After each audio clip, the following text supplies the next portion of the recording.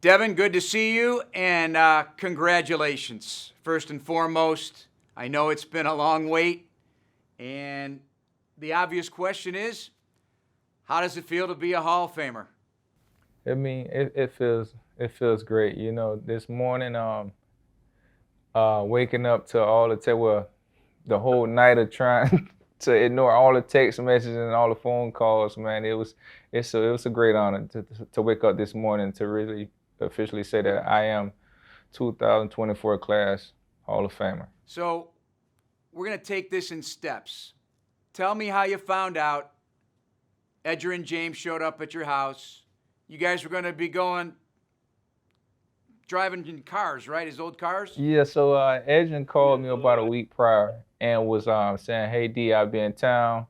You want to get up and go ride the old schools a little bit, ride around town, go grab some lunch, breakfast, whatever." And I was like, "Fine." And so we planned for Thursday, around about 10 o'clock. And so he gave me a text message letting me know the night before that, "Hey, I'll be around there. Make sure you have your car clean." So I'm up cleaning the car late at night trying to get ready for tomorrow. Obviously, he came, pulled up at the house, and I didn't get the knock. I got the horn. So he beat the horn, and as he beeping the horn, I ran to the door, and just seeing all the camera guys and Edger James with his Hall of Fame jacket on, and that's when I knew it was official. Do you remember how you felt that in that instant? Most definitely, man. It was like, as I was going to the door, that's when it really hit me, and I seen the camera guys racing to the front door, and it was like, wow, man, like it's all said and done, like it's finally here. Devin, who's the first person you called? So the first person I called was my mom, and when I called, I let her know, "Hey, Mom, I have some news to tell you." And I was like, "Mom, out of all the women in the world um, that have sons that play the game of football, I can honestly sit here and tell you today that you're the 374th mother that can say their son is a Hall of Famer." And she just busted out crying and yelling and stuff, and it was overwhelming. I'm assuming you cried as well. Yeah, I cried a couple times. I actually cried this morning, um, as I was scrolling, looking at the text messages and stuff like that. And of course, I hopped on Instagram, and the first thing that popped up was my son, and he's home now in Orlando, and he posted a picture of me in the Hall of Fame, and then the song that he put on the on it, it was just a testimony of how grateful he was that I was his father. You know what I mean? And the way I opened up the opportunity for him. You know, that's a great point, Devin, because not every Hall of Famer has been able to share with their own children. Some have passed on already and were posthumously honored. How important is it that your kids at their age right now are watching this unfold for you? It's very important because me as a father, I always want to set a good role model, be a good role model to them, and to have them to be able to say, you know what, my father's a great role model and someone I can look up to, and everything that he does, he tries to make sure that it's the best and it's the right decision. So I leave a great platform for those guys because I know eventually one day I won't be here, and that the moment that happens, you know what I mean. I hope that the foundation that I built for my three boys, that they would be able to continue the legacy and the name, and to say that, hey, one day, you know what I mean, with their kids and their kids, that you know you guys know that your grandfather was a great person on and off the field as well as a Hall of Famer. Back in September, you and I spoke at your home in Orlando, and we talked about the fact that you were not a first round draft choice. You were not a first ballot Hall of Famer, which was upsetting to you. But now you're the first return specialist in the Hall of Fame. So as you look back at all those emotions and now where you're at, how would you frame it? How do you feel about it? I feel blessed.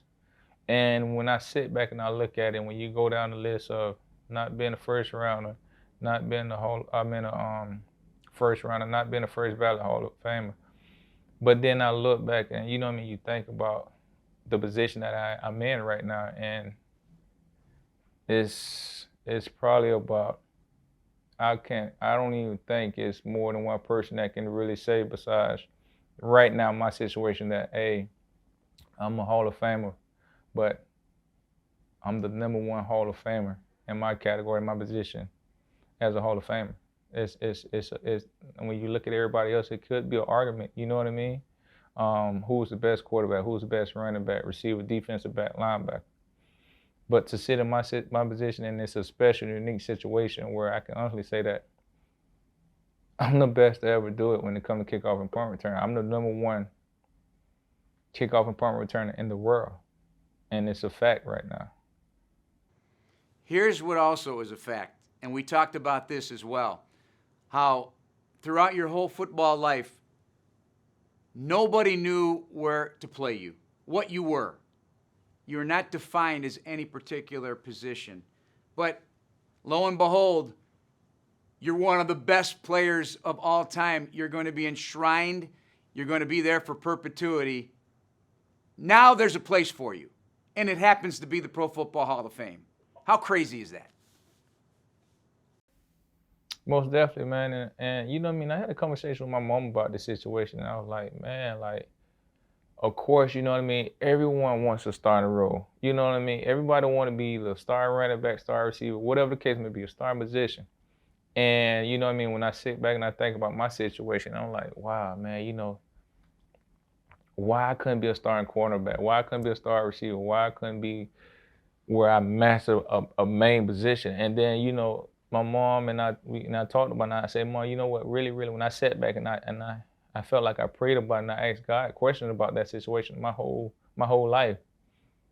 And when I got the opportunity to hear that I was going to be a Hall of Fame, I said, you know what? I felt like God answered my question. And the question that he answered was, listen, sometimes what you want is not always the best thing for you. Sometimes what you want, I may have something better in store for you. And so when I look back on, I say, of course, yeah, if this is what I want and I ask God, please make me a cornerback or a wide receiver, I can make you that. But guess what? You got 30, 40 people right now that you're competing with, right? And you can be in a situation where, yeah, you can be a corner, you can be an average corner. You could have made the Pro Bowl 4 or 5 times. You know what I mean? Who knows, could have made the Hall of Fame at cornerback. But listen, I want to make you special. And I want to make you what I want to create you to be, which is a great returner. Not only the great returner, but the #1 returner of all time, the best returner in the NFL history. That's what I have in store for you, and that's what I embrace. Is that I can honestly say that I'm the best to ever do it at my position that I was chosen to be in on this earth. So you're going in with other Bear ties. Steve McMichael, the legendary defensive tackle, and Julius Peppers, who played 4 years with the Bears. How important is that as well to you, as this summer is going to be a summer of navy blue and orange? Hopefully, man, that they see this trend, man, and they make sure that we have this game be, the Bears have to play in this game.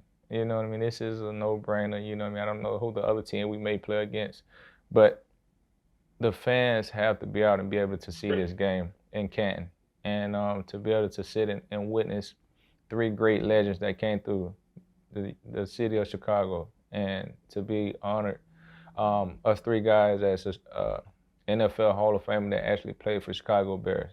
That is the moment that the city of Chicago needs right now. When you walked onto the stage at Honors and the curtain came up to present the Hall of Fame class of 2024 and your name was announced, can you tell me what your emotions were like? What was going through your head when you walked out there with all those guys? It's so hard to describe it, you know, because, you know, as a kid growing up, we don't think about it. When you 8, 9, 10 years old, you don't think about the Hall of Fame as a kid. You know, you think about what high school I'm gonna play for, what Pop wanted team, you know what I mean, and then maybe what college I'm playing for. And so to look further down in the future and to say that, wow, you know what I mean, when those curtains open up, like, this is the best award and pretty much the last award you can honestly get playing football. There's no other awards I feel like you can achieve. You know what I mean? This is the end of the road. This is like playing Super Mario and you beating King Koopa and you jumping on the flag. It's no more playing. It's pretty much over. And that's pretty much how it is. See, I say one thing though. Knowing you as long as I have, and how great you've been wherever you've played, and you've explained to me how great you were even as a young kid. I think you knew you were going to get here. I really do. I think you knew way back to playing Pop Warner.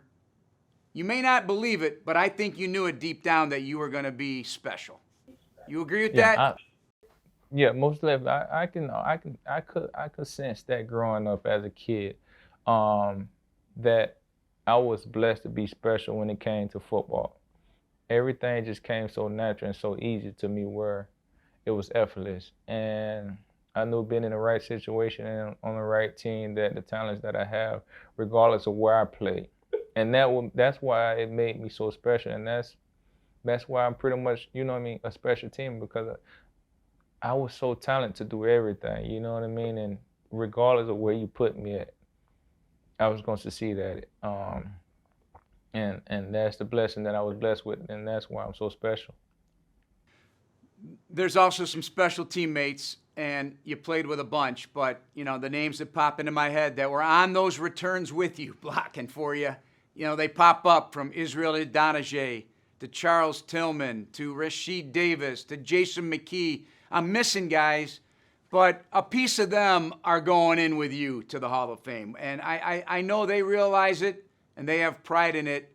What would you say to those gentlemen, and to Coach Dave Tobe, and to General Manager Jerry Angelo, and Coach Lovie Smith, and that whole group? So, man, that whole organization on down from Lovie Smith to Jerry to Coach Dave Tobe, man, I appreciate the opportunity of jumping out on a limb. I know it was a big hesitant about me in the draft. And like you said, this kid here, great talent, but doesn't have a locked position. And to really, really take that chance and pull that trigger and draft me was a great honor. And I'm hopeful that I made them proud for the decision that they made. Some draft picks, some of the coaches and the GMs could be scratching their head right now 4 or 5 years from now saying, why did we pick this guy? So I'm hoping that I made them proud, and as well as the city. And to go down to all my teammates and to sit back and say, wow, you know what I mean? This was a team effort thing. And I know at the end of the day, none of these returns in Chicago or just any of the accolades or the awards wouldn't be possible without those guys. At the end of the day, man, and I just love that I had an opportunity to play on a team like that where special team wise, we really, really took special teams serious, and we valued it, and we made sure that this was a key 3 phase of our system and our team.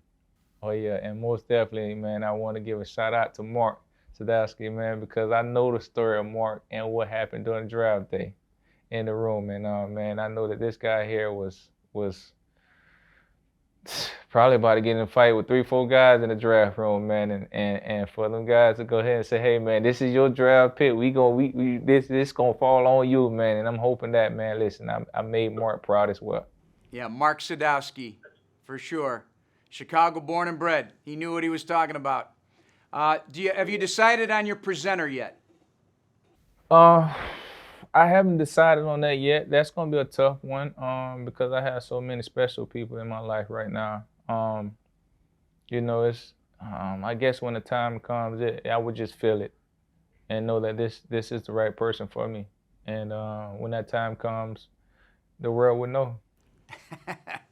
Well, we appreciate it. And you don't need any more nicknames. You don't need any time. You don't need Windy City Flyer. You don't need "You are ridiculous," because you are. But now it's just Devin Hester, Hall of Fame, class of 2024. You can actually sign that on your autographs now. Isn't that a great moment for you? Most definitely, man. And it's like I say, man, this this is the end of the road when it comes to awards for me, man. And to really say that, you know what I mean? It's history. Now the book is closed, the book is sealed. I hope this is a great book, you know what I mean? I hope it will sell millions. and continue my legacy and my name and everything will be passed down through generations and always be remembered when it comes to NFL and Pro Hall of Fame. Well, you're very respected. Young players want to be you. Young players want to play like you. And young people want to be where you are right now. Congratulations very much. Pro Football Hall of Famer, class of 2024. Thank you, Devin. Appreciate you so much, Jeff, for all the amazing lyrics and just going crazy in the booth, man. And I was telling everybody this morning, I said, man, whenever I hear you talking or yelling, I feel like you're talking about me. Well, you gave me a lot to describe. I took it as a challenge every single time you touched the football. And as much as those guys got up off the bench to watch you, you got to imagine what I had been going through because I had to capture that moment. I captured all but one. All but one.